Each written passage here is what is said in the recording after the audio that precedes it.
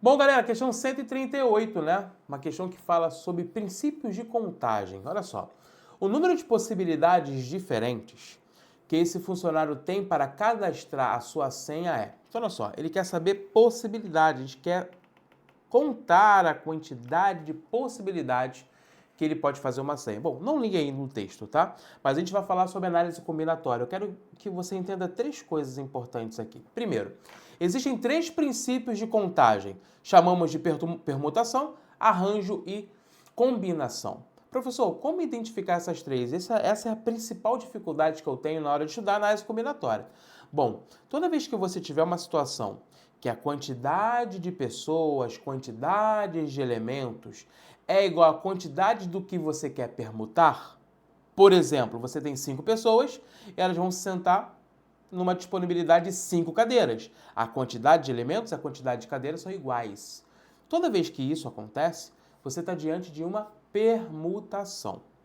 Agora, se eu tenho uma quantidade de pessoas para 3 bancos, então você não pode mais usar permutação, uma vez que a quantidade de pessoas e a quantidade de elementos que você quer permutar são diferentes. Então, nesse caso, não pode ser permutação. Só pode ser arranjo ou combinação. Agora, quando identificar se é arranjo ou combinação? Aí é muito fácil. Se a ordem importa, então nós temos uma questão de arranjo. Se a ordem não importa, qualquer pessoa pode se sentar ali, é uma combinação. Beleza? Então vem comigo agora para o texto. Para abrir a porta de uma empresa, cada funcionário deve cadastrar uma senha utilizando um teclado alfanumérico, como o representado na figura. Se você vai fazer uma senha para entrar em determinado lugar, você precisa reconhecer todos os caracteres que você vai utilizar. Ah, então, professor, tem que gravar isso. Então, nesse caso, você tem uma questão de combinação, tá? Por exemplo, a tecla que contém o número 2 traz as letras A, B e C. Cada toque nessa tecla mostra sequencialmente os seguintes caracteres, 2, A, B e C. E isso vai se repetindo se você for clicando, né, para escrever a mensagem. Os telefones antigos, né, eram assim. Para os próximos toques, essa sequência se repete.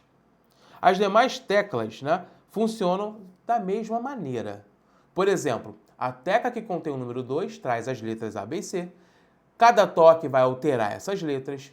As senhas a serem cadastradas pelos funcionários devem conter 5 caracteres. Então, nós temos na senha o primeiro caractere e o segundo caractere e o terceiro e o quarto e o 5. Por que eu estou falando o E? Porque cai no princípio multiplicativo, né? Como assim, professor? O princípio multiplicativo é toda vez que você tem uma coisa e outra. Apareceu E é vezes. Se fosse uma coisa ou outra, aí a gente iria ir para o princípio aditivo. A gente iria somar as possibilidades. Show! Um funcionário irá cadastrar sua primeira senha, podendo escolher entre as teclas 1, 2, 5, 7 e 0.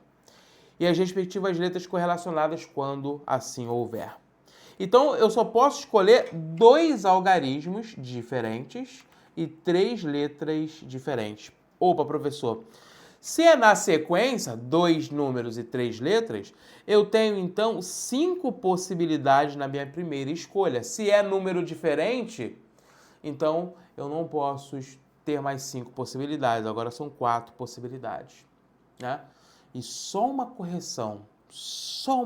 Lembra que o professor falou lá no início que a combinação não é arranjo? Porque quando falar de senha, eu tenho que saber todos os algarismos que eu utilizei. Então a ordem importa. Eu tenho que saber qual elemento que eu coloquei no meu primeiro caractere, no segundo e assim por diante. Então, peço desculpas, é arranjo. E depois eu vou para as letras, né?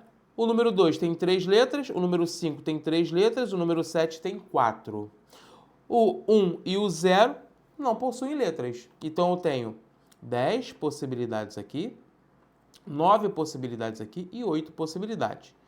10 vezes 9 vezes 8, 720. 5 vezes 4, 20. Então eu tenho 20 vezes 720. Esse produto vai dar 14.400 possibilidades de se criar uma senha com isso. Gabarito letra B. Beleza, fera? Então, cara, te encontro no próximo vídeo fazendo a questão 139. Valeu!